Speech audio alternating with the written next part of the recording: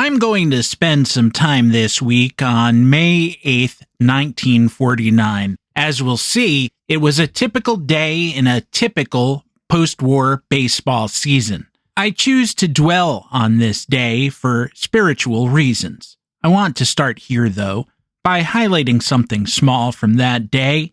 It fits on the spine of the discussions that we're going to have in our time together, and it gives me a chance to tell a Casey Stengel story, too, from his very dour days with the Boston Braves, although I guess it's not really his story. In this one, he just serves as the straight man. He's not the one giving the smart aleck answer. On May 8th, the Pittsburgh Pirates and Boston Braves played a doubleheader. The Pirates, who weren't any good, swept the Braves, who were the defending NL pennant winners. The Braves were in all sorts of disarray at the time.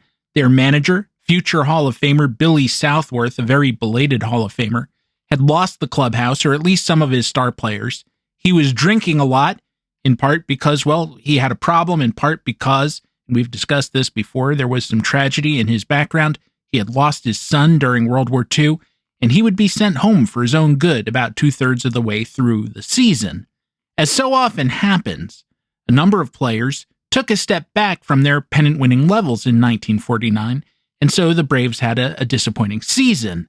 But I think nothing hurt more than Johnny Sain, the pitcher of Spawn and Sain and Pray for Rain fame, having an off year. Since returning from war service, Sain had won 20 games in 3 straight seasons, and in 1948, he had gone 24-16. That's a ton of decisions by our standards of today, especially because starting pitchers aren't left in to take the loss anymore, or mostly they're not. If they give up a bunch of runs in the first, sure, but they're not going to be around to take the losses late. Thus, in 2024, in the entire major leagues, 19 pitchers reached double figures in both wins and losses, only 18 this year, 2025, 14 in 2023. And if we ask, well, how many were allowed to lose more than 10 games? The answer is 1 in 2023. Charlie Morton. 2024, none. 2025, 2. Zach Gallen, who the Diamondbacks just kept hoping would revert to his usual form. And the other was Brady Singer of the Reds, who went 14-12. And I would assume that, without looking, that some of those losses were due to poor run support because the Reds were just a terrible offensive club, and he pitched decently. In 1948, when Johnny Sain was having that big season for the pennant winners, that 24-16 season with a 2.60 ERA, he threw 28 complete games, which led the league. And unsurprisingly, he also led the league in innings pitched, the National League, that is, with 314 2/3. And he had been a very good pitcher, but he had also been worked so hard that we now understand that those prior 3 seasons were going to precipitate a breakdown. I happened to write something at Baseball Prospectus this week, quoting a Peter Gammons column from 1985, in which he was relaying, as opposed to approving of, I guess, that the owners had proved that free agent contracts were bad, or at least long-term ones were, because before free agency, no one ever went on the disabled or injured list, or whatever list you want to call it. The quote was something like, in 1974, players had a total of 450 days lost to the DL, and in 1985, it was 8,000 days. The implication being that those lazy, good-for-nothing players were sitting for injuries that they didn't really need to sit through, but because their contracts were guaranteed no matter what they did, well, they could just kick back, relax, and go fishing. But there's a converse to that, which is when you're hurt, you should sit first, because the next man up is going to be better than you, assuming that half of you is not as good as all of him, or whatever percentage of you is injured. Second of all, especially if you're a pitcher, you might do damage that is going to permanently reduce your ability to produce at your previous level. And in Sain's case, Sain did not have a guaranteed contract, and his performance, which included a loss of velocity that I infer from his averaging over 4 strikeouts per 9 over those 3 very good years, but dropping to 2.7 per 9 in 1949, he pitched through that injury. He wasn't bad, he didn't forget how to pitch, but he went 10-17 with a 4.81 ERA. And given the league environment and his home park, that was a pounding tantamount to what the worst starting pitchers in the major leagues this year did. Jake Irvin or Mitchell Parker of the Washington Nationals. And sorry, guys, you didn't get great support, but still, an ERA of 5.70 is an ERA of 5.70. Jake allowed a league-leading 38 home runs in 180 innings. That's the kind of thing that I'm talking about. And that's not about defensive support. Insane start against this bad Pirates lineup on May 8th. He didn't get an out, not one. The Boston Globe game story notes that he lasted just 11 pitches before Southworth had seen enough, with the Pirates making contact with 9 of them. In the nightcap, both teams scored 4 runs in the first, with former NL MVP Bob Elliott homering for the Braves. Then each scored a single tally in the third, before the Braves went decisively ahead in the 7th, or at least you'd think that 8-5 would have been decisively ahead, but they blew that lead too because Southworth brought Sane on in relief to close it out, and he gave up 2 triples, one scoring 2 inherited runners. There's a small irony in that because, although he would come back and win 20 games in 1950, it wasn't a great season. The total better reflected offensive support than great pitching, and from then on he'd be making a beeline for bullpen work, and he was pretty decent at that in some seasons, just not in this game. One beat writer said Sane's start reminded him of an earlier one by Al Javery. They called him Bear Tracks Javery. He was a local feller from Worcester, Massachusetts. He supposedly threw hard by the standards of the day, and certainly during the war years, he was a decently effective pitcher. He was actually a 2-time All-Star. Average out his 1942 through 1944 seasons, and he had a 3.26 ERA, strong for the time. Not exceptionally strong, but good. He had a lot of help from the park and a war-softened ball, but like I said, he was still an above-average pitcher. Now, just like Sane, just like all pitchers, he had his off days. On July 3rd, 1943, the Braves hosted the Pirates, managed by Casey's friend Frankie Frisch, the Fordham Flash, with Javery pitching against Johnny G. That sounds like such a 1940s pitcher, Johnny G. His nickname was Whiz, but Johnny Whiz G doesn't make sense, so maybe they just said Johnny G Whiz. I wasn't there. I'm only guessing. I feel like his official nickname should have just been an exclamation point, so you get that Johnny G sound. You have to have that exclamation point. He actually left after 2 2/3 scoreless innings. I think he had been hurt. This was functionally a rehab start, and he was relieved by another great baseball name, Xavier Racino from Queens. Hey, Xavier. As for Bear Tracks, he lasted 5 pitches. 5. The Pirates' leadoff hitter was shortstop Huck Geary. He was purely a wartime player, and even by that standard, he couldn't hit at all. In 55 games, he averaged 160, 240, 197, but he made one of his 30 lifetime hits in the first at-bat of this game, and it was a double, which represents a quarter of his lifetime total. Frank Coleman, a right fielder out of Canada, but in no other way reminiscent of Larry Walker, batted second. He singled, pushing Huck Geary to third. Next up, left fielder Jim Russell. Now, Russell could hit a bit, even in peacetime, and his baseball card is filled with black ink. All of it in the caught-stealing category. Oh well. He doubled, he scored Geary, and then the cleanup hitter, a player we just discussed a few minutes ago, third baseman, future NL MVP, 6-time All-Star, the Hall of Fame never heard of him, hit another double. He scored 2 more runs, and at that point, Casey came out of the dugout, took the ball, and called for reliever Kirby with an E, Farrell. And while he and catcher Phil Massey were waiting for the pitching change to take place, Casey turned to the catcher and said, "What went wrong? What kind of stuff did Al have?"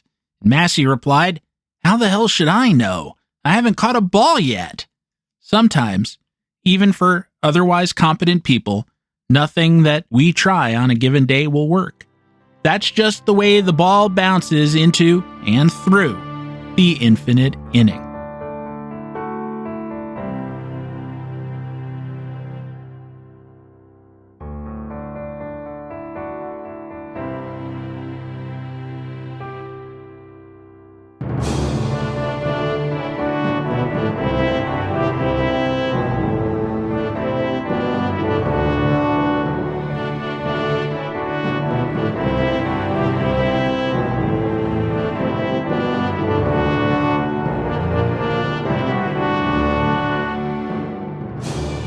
Well, hello there, and welcome back to the show, Infinite Inning number 352 in an ongoing series. And as ever, I am your cordial, your amiable host, Stephen Goldman, for this time travel trip to the past on a mission to better understand the present, the time machine being, as always, the game of baseball.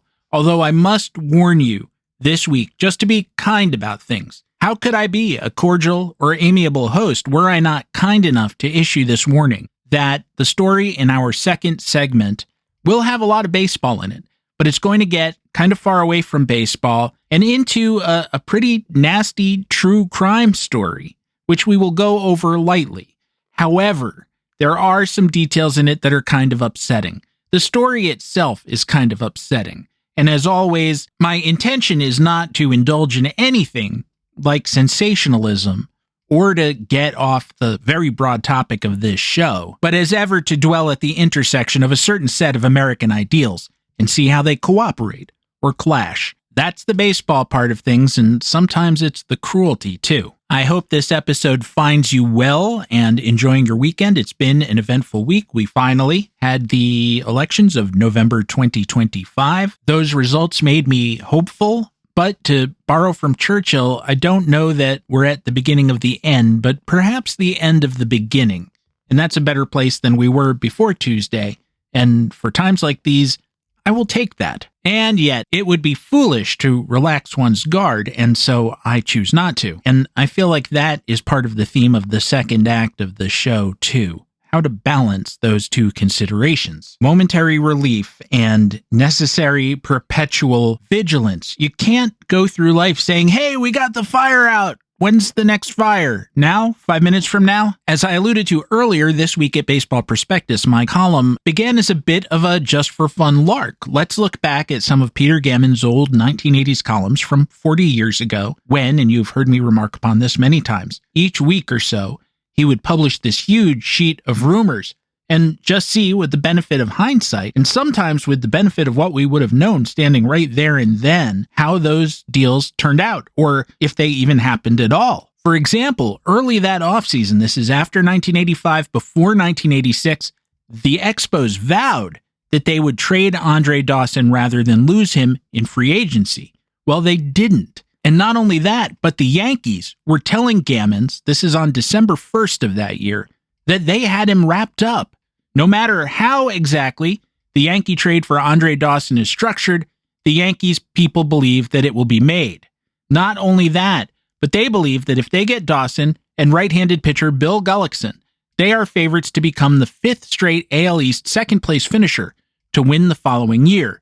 The New York Times report of the deal, which has Joe Cowley, Rich Bordy, Dennis Rasmussen, and outfielder Henry Cotto going for Dawson and Gullickson, seems to be correct, at least for the time being. It's hard for me to read that without laughing, because the Yankees had very little pitching under 90 years old. Rasmussen was one of them, and he would have one of the better seasons of his career in 1986. No one was expecting that, but nevertheless, they had no surplus of pitching to deal from. In other places, he was talking, Gammons that is, about their reacquiring or retaining Phil Niekro and Joe Niekro. Phil was done. He was in his mid-40s. Joe was 41 and about there too. Let's pretend it happened. Let's call Gullickson and Rasmussen a wash, because that's what they would have been in 1986. And note that the Yankees outfield that year of Andre Dawson, Ricky Henderson, and Dave Winfield would only have been marginally better than the one they did have, because the left fielders, primarily Dan Pasqua and Ken Griffey Sr., at least prior to their trading Sr. to the Braves for Claudell Washington and the shortstop Paul Zuvella, primarily because they were desperate for a shortstop and because they were mad at Griffey and Griffey was mad at them. But those players, plus a few more, combined to hit 279, 366, 442. Dawson never posted a 366 on-base percentage in his life. That's not what his game was about. So to say that he would have been spectacularly better than that assemblage, maybe defensively, I'll give you that, but offensively, no, another wash. and the Yankees went 90-72 in our reality, and in the Gammo reality, they would have gone something like 90-72. And as someone who lived through that season as a kid and suffered with that Yankees team and its geriatric pitching staff, I was kind of offended, retroactively, extremely retroactively, to read that. But I was more offended by reading further not just what Gammons had to say about trade rumors, but picking up a few comments that he had made regarding baseball's labor situation, and that heavily implied, as the quote that I gave you a few minutes ago regarding the disabled or injured list did, that the owner should do something about free agency. And what we know now, what we've known for a long time, in fact, is that at that time, the owners were deeply engaged in illegal collusion, which violated their collective bargaining agreement with the players, and they were not suddenly all wise about free agency. They were just refusing to sign each other's players. And I felt very disappointed because I've always liked Peter Gammons. I've always admired him. And to see, even 40 years ago, him carrying water for the owners in a way that would be so deleterious to the game and so cynical about the players just really knocked him down a peg for me, because players were not cynically taking advantage of free agency long-term contracts. Rather, there is risk inherent in free agency long-term contracts, in any long-term contract. Think of commodities. If you're a farmer and you're selling milk for, I'm just going to make up a number, $1 a gallon, and I contract with you as a wholesaler to lock in that price for 5 years, 10 years, however many years, and then during the period of the deal, the price of milk drops by half, I'm in trouble. But that's the deal that I, in my wisdom, made, right? And the owners for most of a century had non-guaranteed short-term contracts. And if a player didn't live up to the terms, if they thought that he didn't live up to the terms, they could cut him or release him and owe him nothing. Then the union actually got some backbone, got some favorable court decisions, and they bargained for a different reality. Now, like the rest of us, they could auction their skills to the highest bidders. And the owners and the union got together and over a period of different collective bargaining agreements have negotiated a number of boundaries to that ability that the owners consented to. So yes, in the ridiculous pre-free agency universe, the owners had investment without risk. Once they were somewhat restricted from acting like a monopolistic, lawless cartel and put in competition with themselves a little bit in a real way, there was no form of free agency that wasn't going to entail that same form of risk to them, which everyone else experiences all the time. And it would be true whether any of us got hired for a job. We might not be able to do that job for whatever reason. And it might take a year to find that out. It might take a week. It might take 5 years. In that same column, I talked about the mega contract or then mega contract that Bruce Sutter got from the Braves. It paid him for most of the rest of his life. The problem was that Sutter, throughout the 6 years of the deal, he basically couldn't pitch. And when he did pitch, he was ineffective. Now, all of us have had colleagues, and maybe they weren't under 6-year contracts. Maybe they were at-will employees, but nonetheless, they persisted in their jobs, who were not worth a dime that they got. And yet, whatever they were being paid, that went to them every 2 weeks or whenever you get paid.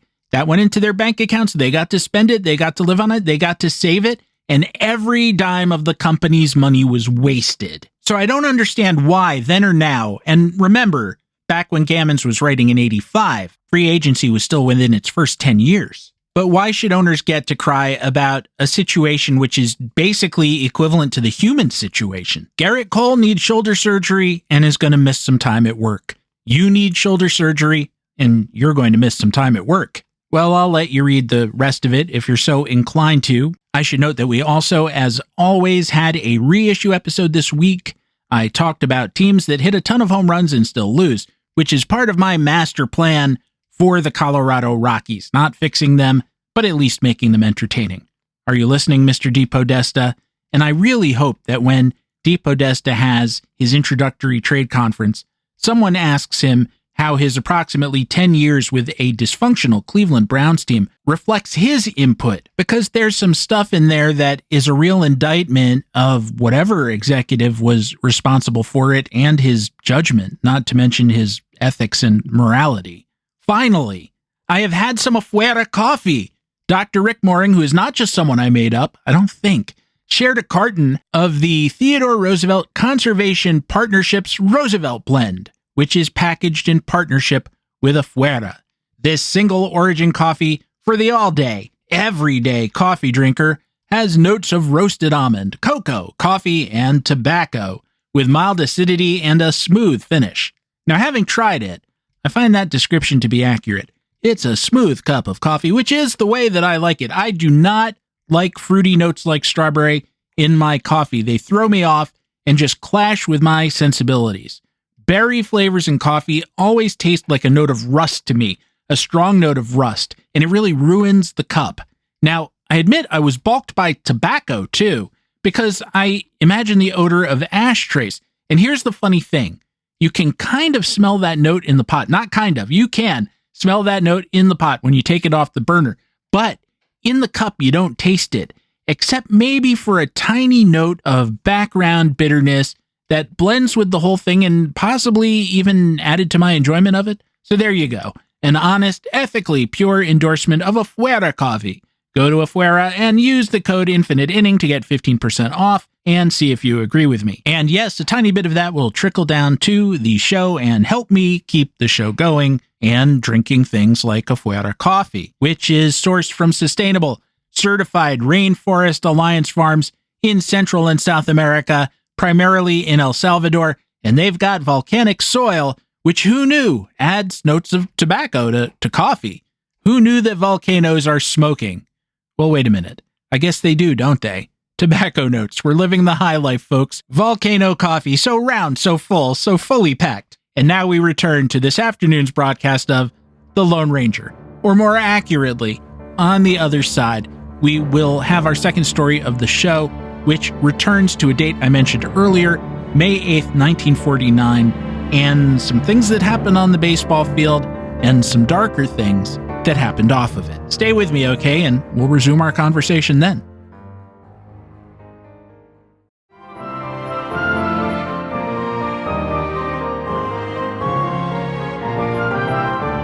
This story is about baseball, but it also has a lot of not baseball in it, which contradictorily I think is also kind of sub rosa still baseball.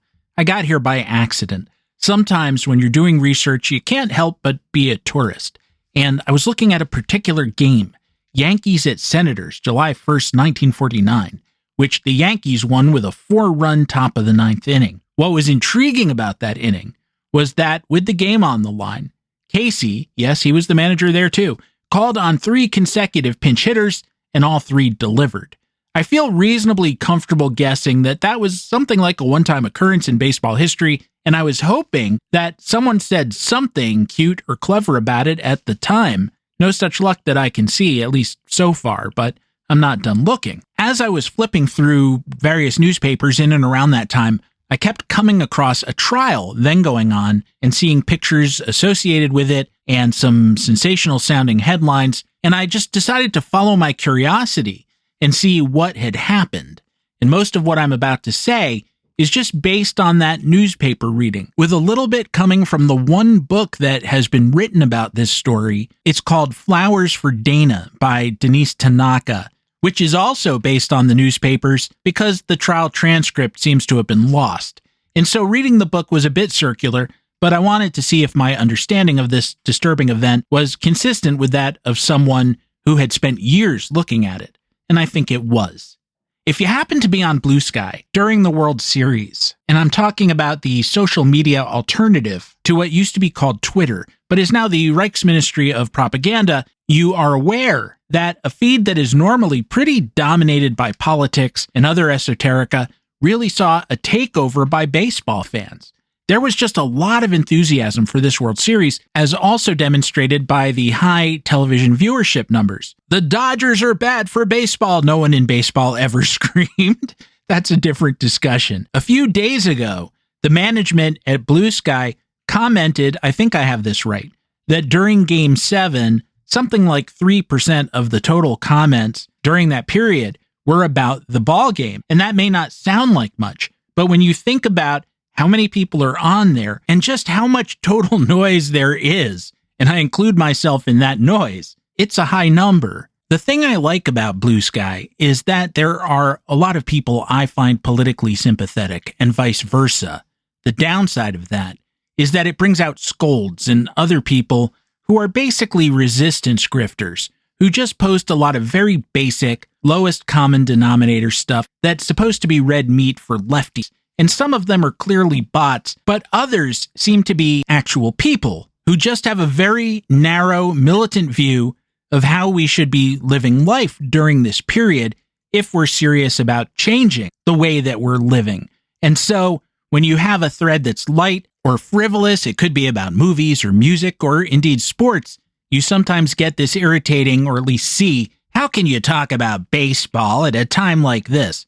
And the simple answer is that we have to let a little light into our lives sometimes or we'll suffocate. And further, we don't owe anyone an explanation for how we spend our time in this world. If you, generic you, try to dictate that to me, generic me, then you're no less a fascist than anybody else. I feel like there was less of that during the World Series because it would have just been a hopeless undertaking. It would have just been submerged in the tide of joy and community. And although it was a very tense World Series, and a lot of people seem not to be enjoying themselves, even within that, I think they were still having a lot of fun. More than that, the world is so very large, just our nation is so very large, a continental empire, and so much happens simultaneously that you can't keep track of all the action, but you can't become myopic and monofocused either.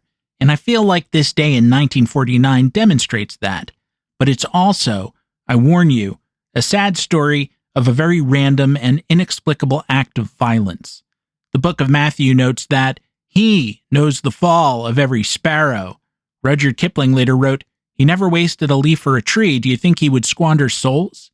And so here we enter the country of theodicy and the problem of evil in a world that's supposed to be moral and good. Or perhaps a variation on that musical question, which goes, how can there be evil in a world in which baseball also exists? As I said earlier, May 8th, 1949 was an ordinary day in an ordinary post-war season. It was a Sunday. The 154-game season had started late by our standards, so teams had only 15 or 20 games under their belts. In the American League, the Yankees were off to a 15-4 start and were up on Cleveland and Detroit by 4 games each. They would eventually play that back. In the National League, the Giants at 12-7 had a narrow lead over the Dodgers at 1 game back. The Braves were a game and a half behind, and the rest of the league wasn't too far out either. Conversely, back in the American, the St. Louis Browns at 3-17 were already 12.5 games back. Their season was over, and it had barely begun. There were 13 games that day, and since it was a Sunday, there were 5 doubleheaders. I already told you about Johnny Sain's game. A few other highlights. The White Sox and A's split a pair at Comiskey Park. A young Nellie Fox appeared as a pinch runner in the second game, not for the White Sox, the team for which he would have a Hall of Fame career, but for the A's, the team that would soon trade him away. The Senators swept Cleveland. Washington would lose 105 games. Cleveland, the defending champions, would win 89. But these things happen in baseball. In the opener, the Senators knocked around knuckleball lefty Gene Bearden. I don't think I've told his story on the show, and I need to because it has all kinds of elements to it. Heroism, danger, a slow rise, and a quick fall. In 1948, he went 20-7 with a league-leading 2.43 ERA, and not at all unrelated, Cleveland won the most recent championship in team history, and then the rest of his career he didn't come close to that, not within light years of it. In that game, Cleveland had future Hall of Famers batting 2nd, 3rd, 4th, and 6th, center fielder Larry Doby, shortstop Lou Boudreau, second baseman Joe Gordon, and right fielder Minnie Minoso. They still had one Hall of Famer to go because Satchel Paige came on in relief. The Senators hit him too. How could they disrespect a national treasure like that?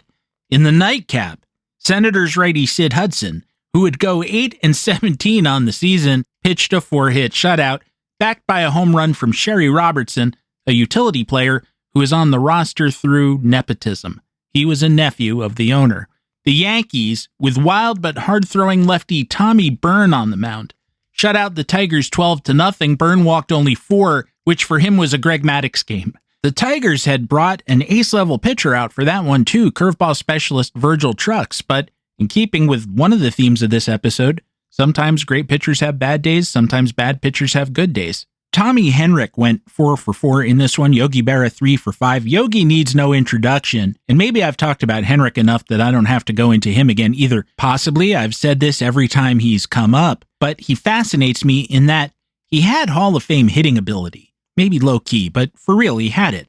But first, Cleveland covered him up in the minors, which gave him a late arrival date in the majors. He lost 3 years to military service, and both before and after that, he had all the injuries. And what happened is what happened, and we can't change that, but we can kind of imagine alternative worlds, so in which things were a little or dramatically different. If you pretend he didn't lose that time in service to his country for whatever reason, and pencil in 3 years of what was his typical performance at the time, he lands at around 50 career wins above replacement, which is probably somewhere around the floor for where a Hall of Famer needs to be. Now, if you really want to get him over the hump, you have to pretend he didn't get hurt all the time too. But as it was, he hit 282, 382, 491 in about 1,300 career games. That is a winning player. There were a couple of other doubleheaders I have yet to discuss. The Phillies and Reds split a pair at Philadelphia. Johnny Vandermeer versus Curt Simmons in Game 1. Simmons pitched better, but the Phillies lost it in extras when the Reds sent 11 batters to the plate in the top of the 12th. Future Hall of Famer Red Robin held the... Hold on, holy moly, did I just say Red Robin? That's a very bad burger chain. I really just said that. There was one in my town. It closed up. They had some decent sandwiches, but they had no staff. You'd go in, they'd seat you at the table, they'd seat you, say, order through the tablet that was on a tripod on the table, and you'd never see another human being again. If you needed a refill, you were out of luck. If they never brought you your food, you were out of luck. If the biker gang at the next table set you on fire, you were out of luck. It was like a dine-in drive-thru. It was very disconcerting and kind of depressing to just be alone on the floor of a restaurant. What I meant by that spectacular brain misfire was future Hall of Famer Robin Roberts. He held the Reds to 1 run over 6 innings in a curfew-shortened Game 2, while the Phillies, aided by a homer from Bill Swish Nicholson, I so enjoy saying that, 2-time National League home run leader, scored 8. It will not surprise you to learn that the Red Sox swept a doubleheader from those lowly Browns. It might surprise you to learn that Ted Williams did not have a big day, going 2 for 9. Second game was called for darkness after 8, still a hazard as of 1949. The Dodgers beat the Cardinals in a back-and-forth game at Brooklyn. Gil Hodges, one of 5 future Hall of Famers in the Dodgers lineup that day, hit a home run. Pee Wee Reese led off. That's 1. Duke Snider, 2. Jackie Robinson and Roy Campanella batted 3, 4, 5, and Hodges batted 6th. Preacher Rowe, in the midst of a terrific 5-year run as a starting pitcher, picked up his sole save of the season in that one. Finally, the first-place Giants, who would eventually subside and finish under 500, thrashed the Cubs 10-1. Bobby Thompson hitting a home run off of Monk Dubiel in that one. As I said earlier, a typical day. In baseball, every game is different. Every game counts for someone or something, or the fans who are in attendance, but at the same time, they're really disposable, and most of the individual ones in the long season are not well remembered. They're only typical baseball games. There weren't too many odd or unusual plays. There were no ejections. The strangest one I could find was that in the 7th inning of the first White Sox-A's game, rookie outfielder Gus Zernial, or is it Zernial? I never know. As usual, Ozark Ike, they called him. He was one-dimensional, but the one dimension was power, and he would lead the American League in home runs in 1951. And in 1953, he would hit 42 home runs for the Athletics. But at this time, he was with the White Sox. Parenthetically, the deal that sent him from the White Sox to the A's, you can second-guess all day long. You could not long after it happened, too. That was April 30th, 1951.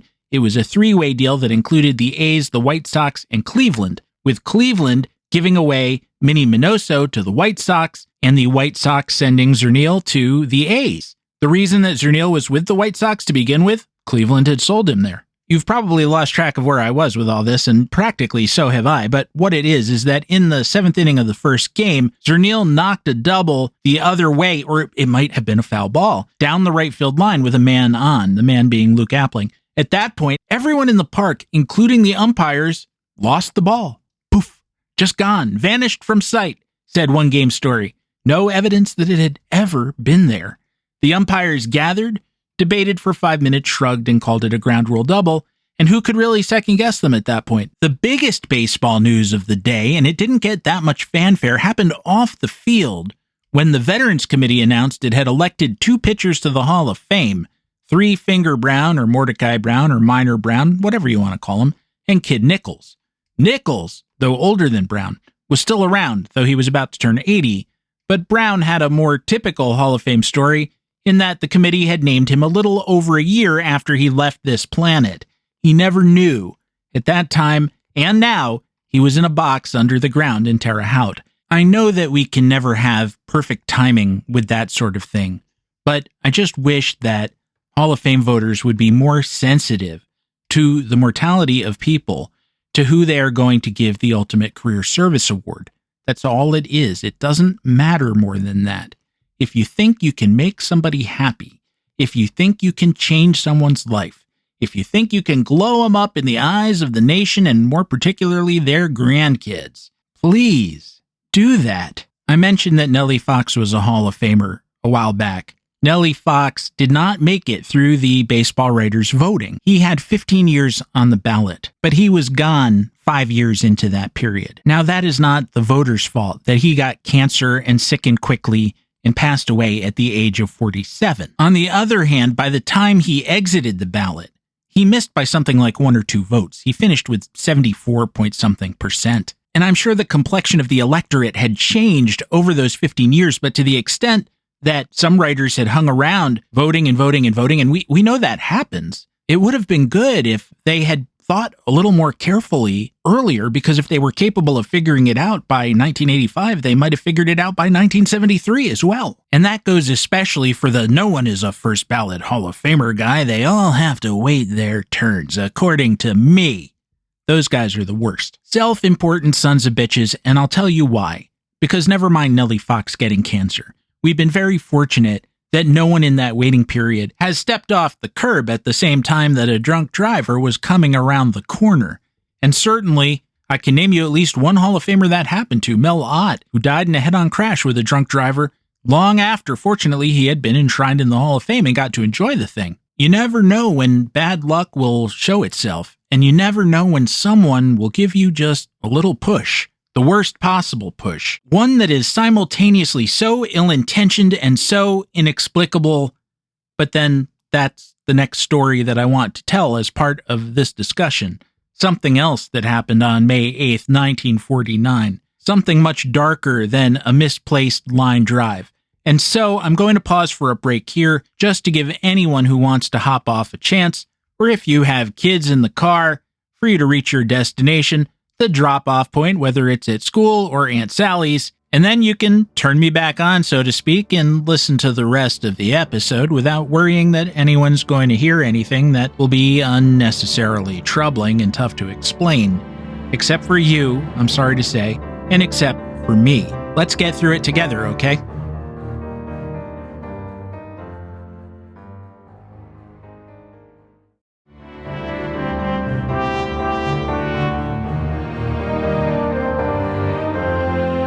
We turn now to a city that was then pretty far from any major league outpost, and it still is, but today it's a city of 100,000.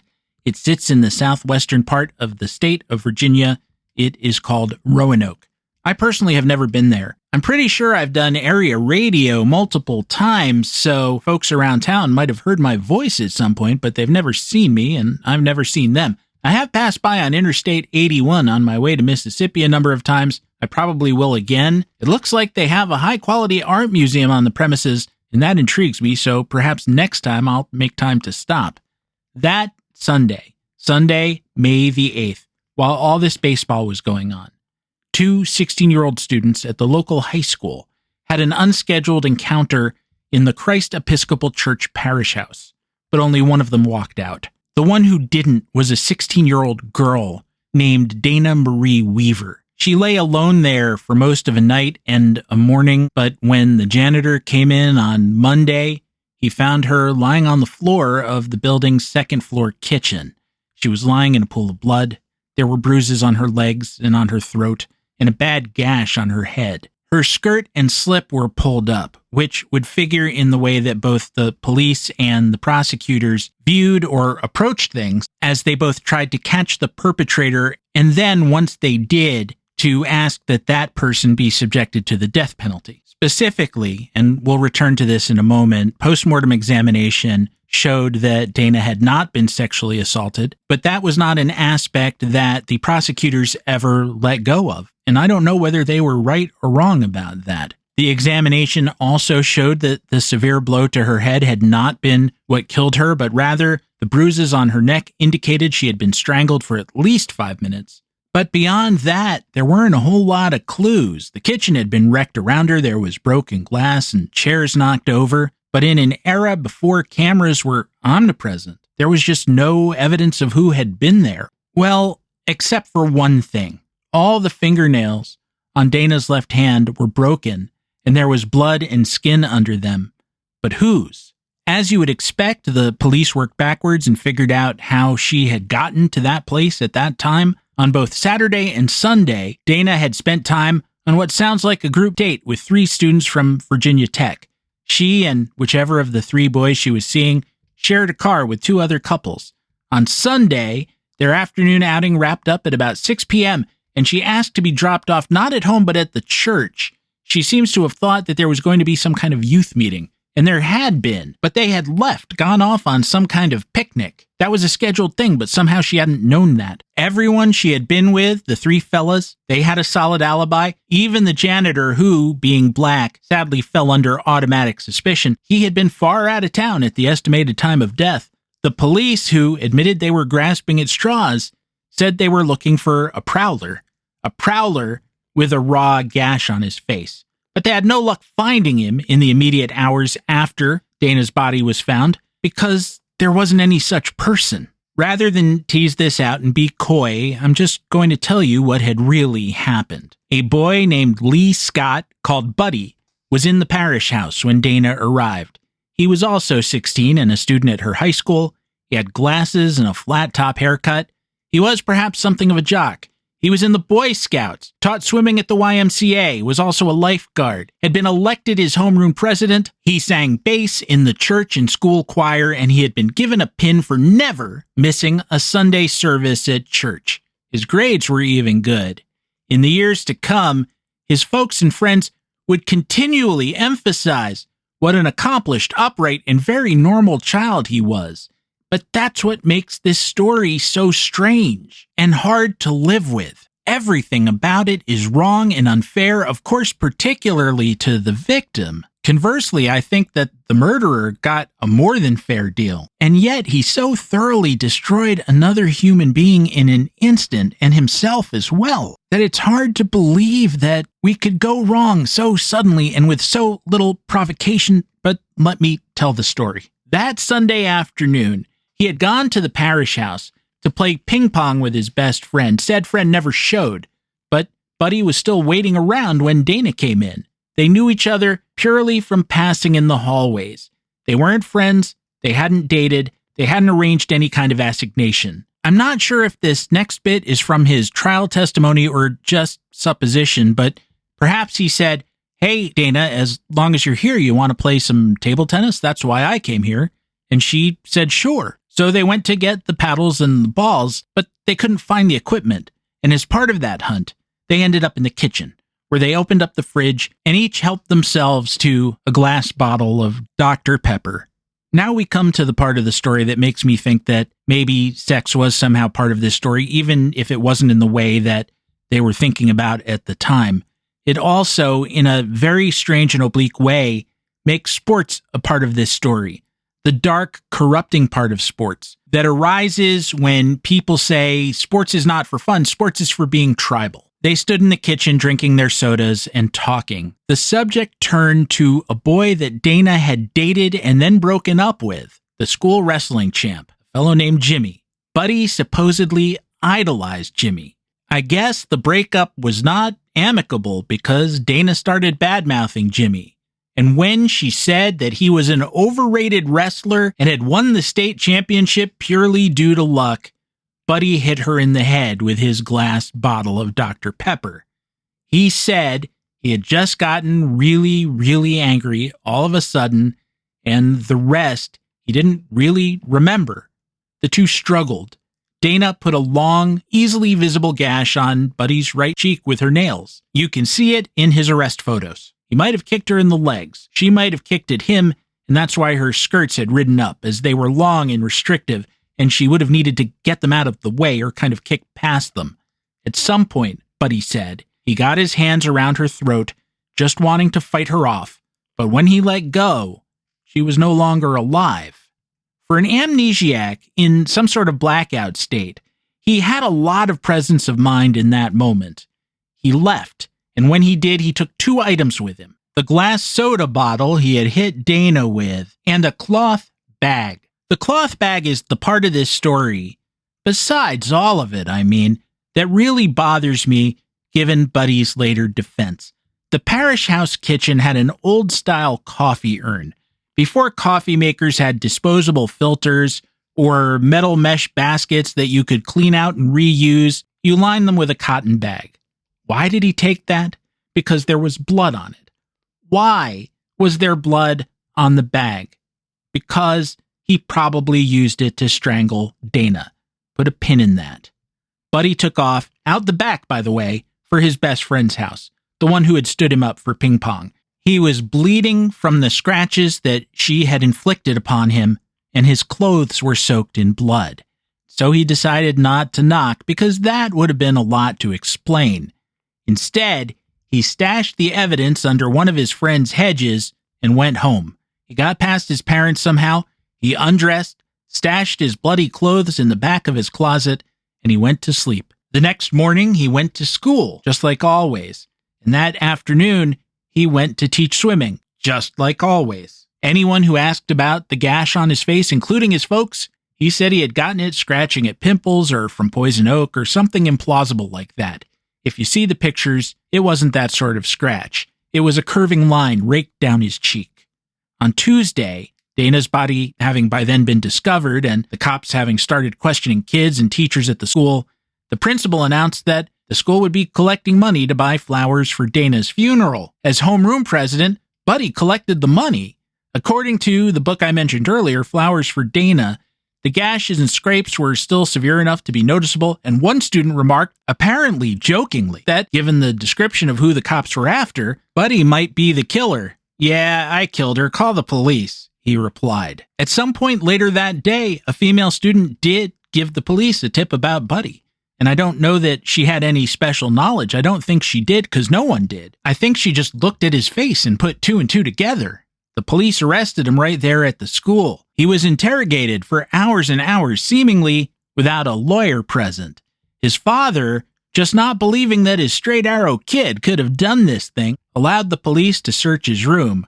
The clothes came out. Eventually, so did the bottle and the bag under the hedge. During his interrogation, Buddy kept insisting that he couldn't remember anything, so the police asked his dad for permission to administer sodium pentothal, so-called truth serum. Still not believing that his son had done this, he gave his consent, and that's when Buddy gave something like a confession. He had done it, but he hadn't intended to. He hadn't lured Dana there. There was no sexual motive, and no attempt to violate her. She had just said something critical of a boy that he liked, the state wrestling champ, and he lost it. He was put on trial for first-degree murder with sexual intent. The prosecutors stuck to their belief that this was a case of attempted rape that turned into murder. He was on trial for his life with a possible penalty of death. And given that, and given all the evidence against him, the trial was very strange because it happened at all. He had a good lawyer, and the lawyer looked at everything I told you, figured appropriately this was hopeless, and in his opening statement to the jury said, "Look, he did it. I'm not asking you for acquittal. He deserves some punishment." That's a quote. Yet, he did not have Buddy plead guilty in return for a lesser sentence. There was no plea bargain. They went through the whole thing, and I don't know if his lawyer was hanging his client's life on what he said was the only way to look at this as a fight between two children gone tragically wrong. So why punish a good boy? Or Buddy's parents wouldn't let him plead out? I really don't get it. His lawyer even allowed him to testify in his own defense, and he came across as rather dead-eyed and unemotional, which was not good. He repeated again, no premeditation, that he had just been seized by this rageful impulse. He blacked out, and by the time he came back to himself, Dana was dead. And yet, when it came time for the judge to instruct the jury, they were given only one choice. Was he guilty of murder or not? They were not allowed to consider manslaughter, which seems to be what Buddy's attorney had been angling for. Well, 2.5 hours later, the verdict came in as expected, guilty. Spared the death penalty, Buddy got 99 years. His main reaction was to wonder aloud how many books he might be able to read in that time. That freaked people out too. In the years that followed, his family and friends made many pleas for a retrial, a pardon, or parole, and those pleas hinged on, first, what a great kid he had been prior to the evening of May 8th, 1949, which was irrelevant, and that the jury had been improperly selected, which every appeals court disagreed with, and that the jury should have been allowed to consider manslaughter, since, according to Buddy's story, he had murdered Dana accidentally and without intent. And I would almost think that that's correct, that he got a raw deal in that sense. But I don't think it's correct. I think at least in some aspect he lied. Why? Because of that cloth urn bag. The one that he might have, I'm not saying I know this for sure, but some of the evidence suggested it, grabbed and wrapped around this poor girl's throat. This poor girl whose only crime was to badmouth a boy that he had some kind of bro-style crush on. That's not the same thing as trying to end a fight. To conclude a scuffle with a girl, by the way, that's picking up a weapon and using it to kill. It is calculated. It's hard to even believe his explanation for his rage. She said a guy who wasn't even there had won the state wrestling championship by luck, and he killed her for that. But he was turned down for parole 4 times. But somehow in the mid-1960s, his family got his case before the politically powerful conservative Senator Harry Byrd, who in turn pressured the outgoing governor, Albertus Harrison. Harrison granted a conditional parole on his last day in office in 1966, but he had served about 16 and a half years. He moved in with family in Ohio, got married, had kids, and concluded his own time on the planet while living in Indiana in 1996. Dana stayed dead. That's how that works. And so we come full circle. How can we talk about baseball at the same time we talk about this? Because both things happened at the same time. Are they related? Only by the fact that they both occupied a place in this world at the same time, just like as throughout the postseason, throughout every round, throughout all 7 games of the World Series. The leadership of our country was abducting children and hardworking parents whose paperwork happens to be incomplete and incarcerating them God knows where. How could we talk about baseball when that was happening? How could we not? This is the world we were given, the world we made, or both, and it contains a dissonant kaleidoscope of love and violence. To experience both without going mad is the crucible of the human adventure, and no amount of complaining about it will force it to make sense or produce an acceptable ratio of joy and mourning, happiness and suffering, and so on. And so, though I only learned about Dana's story this week, over 76 years after the fact, I feel terrific sorrow for the useless, inexplicable death that she suffered. But I also wish I had a ballgame to watch that would distract me from it and remind me of the good parts of life. It's how we get through, and there's no shame in that. No shame at all. Or we could talk about the Rockies some more. Should you wish to talk to me on social media, you can do so at stephengoldman.bsky.social. You can also write us, by which I mean me, at infiniteinning@gmail.com, and the Facebook group remains. Simply go to Facebook, search on Infinite Inning. Bang, you're there. Should you wish to support the show, and this show is very much brought to you by our advertisers and especially our Patreon supporters, please go to patreon.com/theinfiniteinning. And on that note, I would like to thank new Patreon subscribers, Tedster and Dennis. Thank you so much, Tedster and Dennis. Gear of a rudimentary kind, available at the-infinite-inning.creator-spring.com. Original soundtrack available gratis at casualobservermusic.bandcamp.com. Finally, should you find yourself with the proverbial moment to spare, go to the podcatcher of your choice and rate, review, and subscribe. And if your podcatcher doesn't let you do those things, find the nearest person that you love and give them a hug, okay? Our theme song, which you are hearing now and have been listening to throughout the episode, was a co-composition of myself and Dr. Rick Mooring, who says, "The deepest, deadest part of space within ourselves, the only place where love gives formation and birth to a stone." Well, if I can just stay out of the weather long enough to avoid getting rained on by the sun, I'll be back next week with more tales from inside the Infinite Inning.